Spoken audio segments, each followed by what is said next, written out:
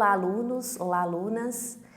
Hoje vamos trabalhar uma das unidades que eu considero de grande destaque na disciplina de Metodologia da Pesquisa em Ciências da Educação. A organização da pesquisa, tendo como enfoque a leitura de textos científicos. A leitura de textos científicos é uma tarefa que exige do acadêmico, desde sua entrada na universidade, uma atenção especial. Sabemos da grande dificuldade dos alunos a partir das leituras, por exemplo, como ler um texto, como fazer um resumo, o que é uma síntese, como identificar os autores, o que é considerado um texto científico ou não. Essas e outras questões incomodam, então, os alunos desde a sua entrada na universidade. O foco principal agora é pensar como ler textos científicos. Quais as especificidades de um texto científico? A leitura de textos científicos exige um cuidado especial porque a sua escrita, a sua forma de linguagem não é a mesma como os textos coloquiais ou outros textos do campo da literatura. Exige então do leitor, no caso vocês, acadêmicos, um cuidado e uma atenção e um preparo para esse momento. A identificação do texto é o primeiro ponto. Então, a abordagem essencial que eu vou utilizar aqui, o roteiro de análise e a forma de leitura de textos científicos está amparada nos estudos de Antônio Joaquim Severino. A primeira etapa da leitura de textos científicos, segundo Antônio Joaquim Severino, é a análise textual. Então, se você quiser entender o que vai ler, primeiro você precisa conhecer bem esse texto, ou seja, de onde ele está, onde ele foi publicado, ele é parte de um livro, capítulo de um livro, ou ele simplesmente é uma tese ou uma dissertação. Então, geralmente, há uma prática muito grande em trabalhar textos isolados, textos soltos, como artigo, e geralmente os alunos não sabem a origem desse material. Então, é importante buscar saber, esse material foi publicado onde? Em uma revista, em um periódico, onde está publicado esse material? Além disso, é fundamental conhecer o autor. Quem escreveu esse texto? É um professor? Tem outros textos publicados? Escreve em que área? Tem outras ideias sobre essa mesma temática? Quais são os pontos essenciais que nós podemos observar no texto? Essa análise textual, ela vai além de uma identificação. Você pode buscar informações dos autores que o próprio autor cita, e aí sim, você vai ter informações preliminares para começar a sua leitura. O processo de leitura de textos científicos exige do aluno um tempo, né? Então, se você tem um tempo curto para a leitura, de 10 a 20 minutos, seja no seu horário de almoço ou no horário noturno, é essencial então que você priorize em textos que tenham um menor volume de páginas. Por quê? Porque se você não consegue iniciar uma leitura e finalizar, num segundo momento que você for retomar essa leitura, com certeza você não vai lembrar do que já foi lido anteriormente. Então é necessário ter um ambiente também adequado para essa leitura e um tempo especial para dedicar a essa leitura. Um outro aspecto de bastante importância indicado pelo Severino é o uso de dicionário e também um caderno de anotações em que vocês possam então descrever os pontos essenciais que eu vou indicar hoje. Nesse sentido, quando você inicia essa análise textual, é possível então fazer algumas ações, tais como marcar o texto, fazer anotações nas margens, fazer símbolos, grifos, onde você vai identificar os principais conceitos e apontamentos que o autor apresenta. Além dessa marcação, é fundamental então levantar o vocabulário, ou seja, palavras, termos, ideias que vocês desconhecem. Isso vai ajudar numa compreensão mais global do texto. Por exemplo, se o autor cita um termo paradigma, o que seria paradigma? Então, é necessário o uso do dicionário de língua portuguesa e quando ele não atende todas as necessidades, quando são termos muito específicos do campo da educação, nós temos na área da educação dicionários de pedagogia, dicionários de políticas educacionais, que inclusive estão apontados na disciplina no Moodle. Além disso, dicionários de política, economia e outros materiais que vocês podem consultar. Ao terminar essa ideia, essa leitura geral, onde você vai marcar, levantar vocabulário, é possível então ter uma visão conjunta do texto e começar a montar um esquema, né? O que seria esse esquema? O que o autor aponta na introdução? Qual é o objetivo do texto? Como ele está estruturado? Ele está organizado em uma parte, duas partes? Como ele está organizado a sua análise? Isso é fundamental, identificar a organização do texto. Isso é apenas a primeira etapa, a análise textual. A segunda etapa diz respeito à análise temática. É nesse momento em que você vai verificar se você de fato compreendeu a mensagem do autor. Então, nessa etapa, você vai recuperar o tema do texto, o problema em que o autor se coloca, as ideias centrais e as ideias secundárias apresentadas pelo autor. Nesse sentido, o Antônio Joaquim Severino aponta: a análise temática serve de base para um resumo ou síntese do texto. Ou seja, a partir agora desse segundo momento, que vai ser seguido de um registro, que vocês podem fazer nesse caderno de anotação, que vocês podem então organizar um fichamento, enfim, um arquivo, onde vocês vão registrar essas leituras. A partir dessa análise temática que nós podemos passar para uma segunda etapa que ele denomina de análise interpretativa. Nessa análise interpretativa, eu vou além da compreensão do texto, ou seja, eu não vou somente identificar o que está presente no texto, mas informações que eu vou buscar além dele. Por exemplo, esse texto foi escrito em que contexto? Qual é o cenário em que o autor está apontando? Qual a problemática? Quais são as questões essenciais que ele está descrevendo? Mais do que isso, esse autor está falando a partir de que pressupostos teóricos? Quais os autores, quais as ideias que ele cita? Qual a abordagem teórica que ele se aproxima? Além disso, identificar a posição do autor e identificar o contexto no qual ele está escrevendo vai possibilitar que vocês consigam de fato fazer uma interpretação para além da compreensão. Nesse sentido, aí sim é possível escrever sobre esse texto, comentar sobre esse texto e elaborar uma síntese. Essa análise interpretativa, ela não é feita assim somente com a leitura de um texto. Por isso que a pesquisa exige a leitura de vários textos sobre o mesmo tema. Ao fazer a leitura de vários textos sobre o mesmo tema, você vai ter uma visão conjunta sobre a problemática que você pretende estudar. Porém, se você não faz uma leitura, como estou apontando, seguida de fases, né? Análise textual, análise temática, análise interpretativa, você fica com uma visão muito superficial do texto e acaba pegando citações isoladas do autor e trazendo para o texto de vocês. Este é o primeiro texto, no caso, que você vai começar a escrever, começar a sistematizar uma síntese. Essas três primeiras etapas, elas compreendem as três etapas essenciais para qualquer compreensão de texto científico. A próxima etapa, segundo o que aponta Severino, é a problematização. Já essa etapa, a quarta etapa, ela exige de vocês já um acúmulo de leituras um pouco diferente de uma leitura assim com 3, 4, 5 textos sobre o mesmo tema. Já é algo mais apurado, é algo que exige de vocês um estudo mais, digamos, detalhado sobre um determinado tema. Nessa problematização, você vai relacionar o que este autor apontou com o que os outros autores tratam sobre o mesmo tema, né? O que outros autores já trataram sobre esse mesmo tema, problematizando, levantando questões, apontando críticas, as defesas do autor, o que ele critica, o que ele defende, em que ele se aproxima ou se distancia de outros autores. E por fim, chegamos à última etapa, que segundo Severino vai ser a síntese pessoal. Essa síntese pessoal, ela vai ser marcada a partir dessas etapas, onde você vai sintetizar todos os aspectos que foram observados durante essa etapa.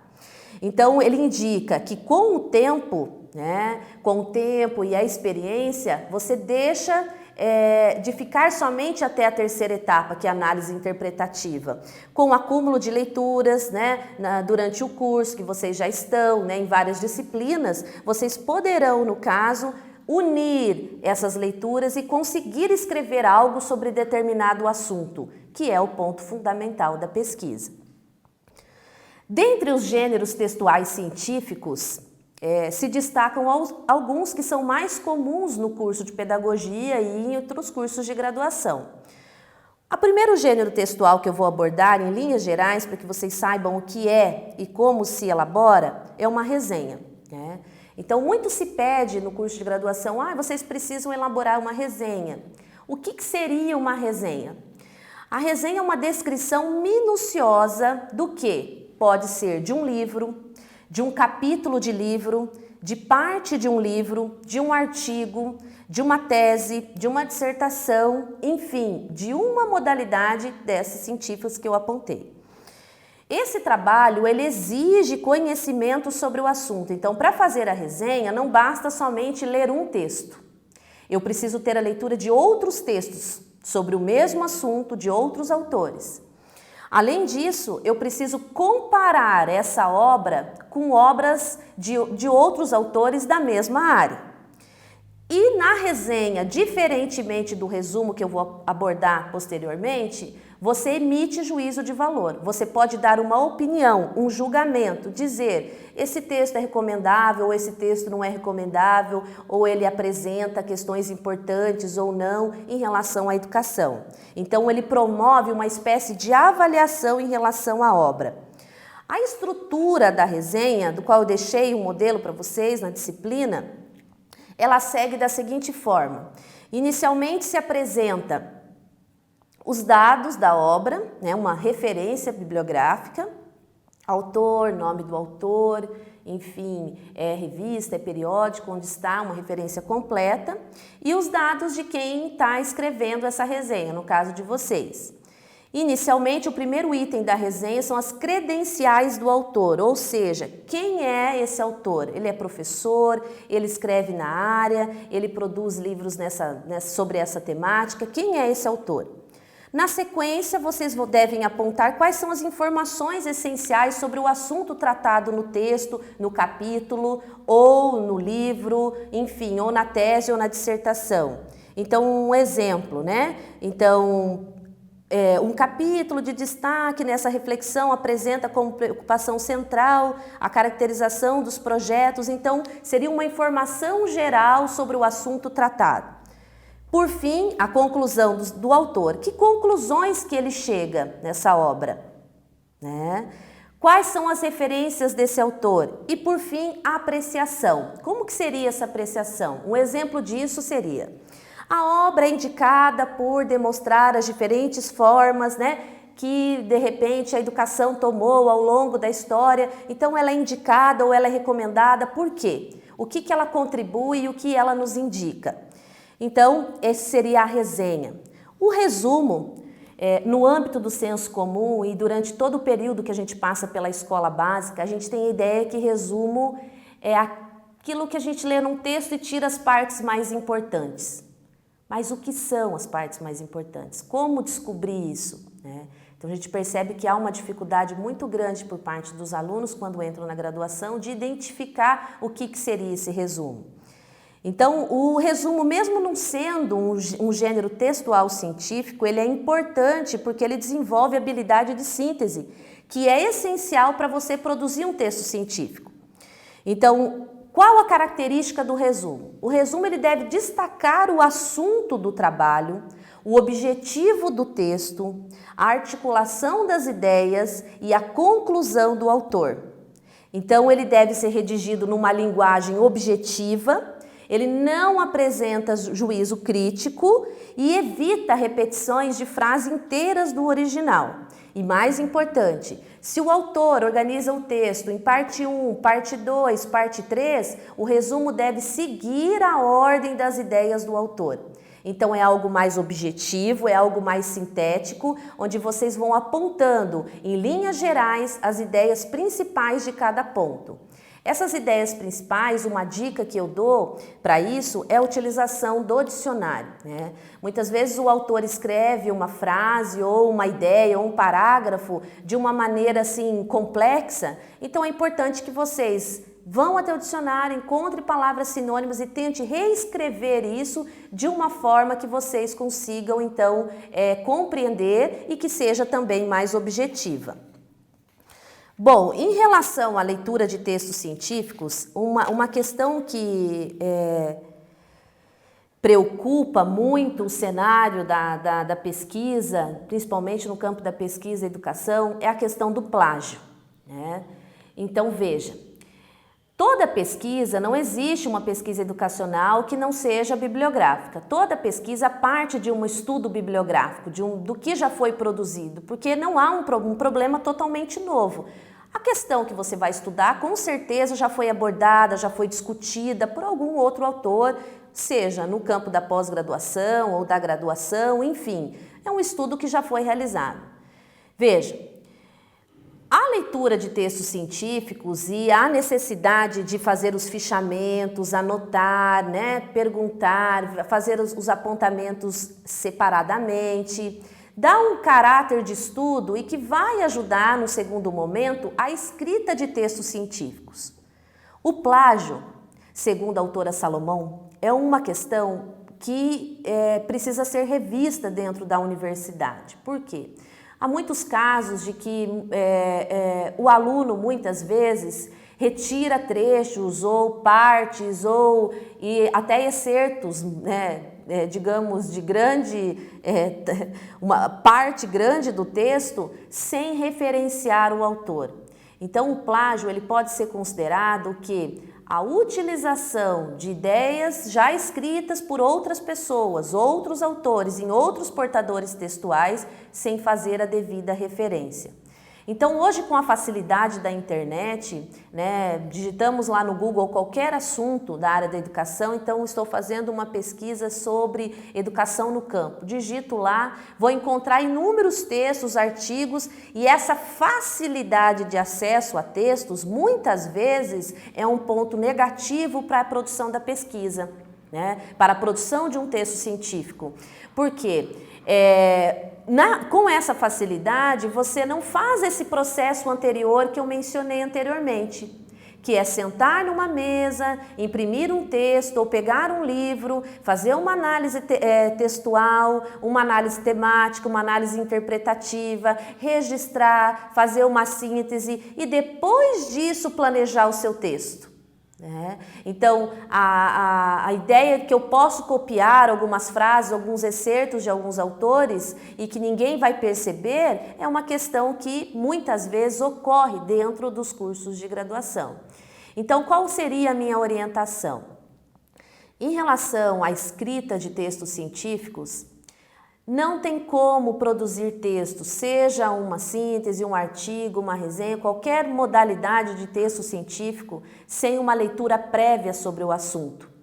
E isso é importante até você fazer isso de forma afastada do seu computador, sentada, ou você imprime, ou você coloca na própria tela para ler o texto e vai fazendo a sua leitura a partir de apontamentos. No primeiro momento, antes de ficar lendo o que os outros já escreveram sobre o assunto, trabalhos prontos, mais facilitados dentro da internet. Porque com isso você vai sentir o quê? Uma acomodação, é mais fácil pegar o que já está pronto. E mais importante do que isso, a forma de citar o autor. Então, dentro do campo da pesquisa científica e da escrita científica, há duas formas principais de referência, a citação direta e a citação indireta. Vou falar primeiramente da indireta. O que seria uma forma indireta de citação? Você leu o que o autor apontou, né? Refletiu sobre aquela questão e vai reescrever aquela ideia, não deixando de informar quem escreveu, né? No entanto, respeitando também o posicionamento do autor, não mudando as ideias, mas escrevendo de uma forma mais sintética, objetiva e utilizando palavras sinônimas. Veja, Isso que eu estou falando nos reporta a orientação que eu dei anteriormente sobre o resumo. Se você leu anteriormente e já possui esses resumos elaborados, a escrita vai se tornar mais facilitada, né? Porque você já tem o que o autor A disse sobre esse assunto, o que o autor B aponta sobre esse assunto, então você vai organizar essa escrita. Essa citação direta, ela ocorre dentro do parágrafo, né? É uma organização própria em que você, de fato, vai apenas citar o autor e o ano. Já a citação direta, ela é diferente. É quando eu não consigo expor com as minhas palavras, utilizando palavras sinônimas, e eu preciso escrever tal e qual o autor aponta no texto. Nesse caso, eu tenho que fazer citações utilizando aspas, se ela é curta, até 3 linhas dentro do parágrafo, e se ela for longa, com recuo 4, espaçamento, no caso simples, e fonte 11. E aí eu tenho que colocar os 3 dados, autor, ano e página. Então, a utilização de referência, ela é muito importante para a produção de textos científicos. E a leitura de textos científicos, sem essa etapa anterior que eu apontei, que o Antônio Joaquim Severino nos orienta, que são essas etapas de análise textual, análise temática, análise interpretativa, nos ajuda a evitar a ideia que é muito corrente dentro dos cursos de graduação, que seria o plágio. Nessa disciplina eu gostaria que então vocês observassem as principais orientações em relação a esse aspecto. Deixei vídeos, materiais, onde vocês vão poder identificar como fazer essas citações, como referenciar esses autores. E mais do que isso, no texto de vocês, na escrita científica, seja um artigo, uma produção textual, um comentário, é importante mesclar essas 3 coisas: citação direta, citação indireta e comentário de vocês. Então eu convido vocês a fazer esse exercício, né? A repensar, por exemplo, qual foi o último livro que você leu esse ano? Qual texto? Qual autor que você leu? Que artigo? Você tem algum apontamento dessa leitura?